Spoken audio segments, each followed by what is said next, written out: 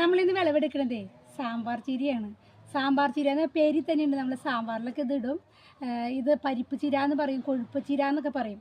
ഇത് ധാരാളം മൂലങ്ങൾ വലിച്ചെടുത്ത് മണ്ണിൽ നിന്ന് വലിച്ചെടുത്ത് വളരുന്നൊരു പടർന്ന് കിടക്കുന്ന ചെടിയാട്ടോ. ഇത് നമുക്ക് ഇതിൻ്റെ ഇലകൾക്കൊക്കെ നല്ല കട്ടിയുണ്ട്, വെള്ളമൊക്കെ നല്ലോണം സ്റ്റോർ ചെയ്യുന്നത്. അതിനകത്ത് അയണും ഫൈബറും വിറ്റാമിൻ എ സി ഒക്കെ അടങ്ങിയിട്ടുള്ളതാണ്. മെഗ്നീഷ്യത്തിൻ്റെ ഇതൊക്കെ മെഗ്നീഷ്യം പൊട്ടാസ്യം ഒക്കെ വലിച്ചെടുത്ത് വളരുന്നൊരു ചെടിയാണ്. അപ്പോൾ നമ്മളിത് പരിപ്പും തേങ്ങയും ജീരകമൊക്കെ അരച്ച് കറി വെച്ചാൽ സൂപ്പറാണ്. നമ്മുടെ വയറിന് ഒരുപാട് ഗുണമുള്ളതാട്ടോ. നമുക്ക് ഒരുപാട് വയറിന് ഉണ്ടാകുന്ന ഉദര പ്രശ്നങ്ങളൊക്കെ മാറി ഇത് കഴിച്ചു കഴിഞ്ഞാൽ. അപ്പോൾ ഇത് വളർത്തിയെടുക്കാതെ വലിയ പാടൊന്നുമില്ല. ഇതിൻ്റെ ഫ്ലവറാണ് നിങ്ങൾ ഈ കാണുന്നത്.